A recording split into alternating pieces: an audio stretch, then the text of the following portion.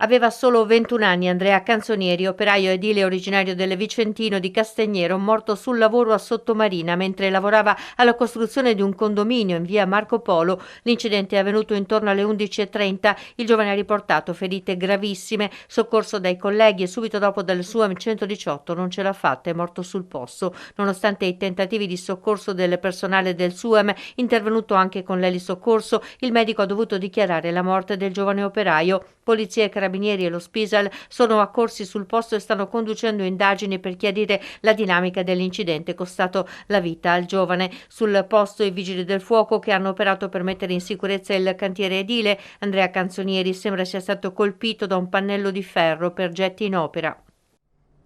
Siamo sgomenti, ci è arrivata una notizia di un ragazzo di 26 anni morto sul lavoro a Chioggia.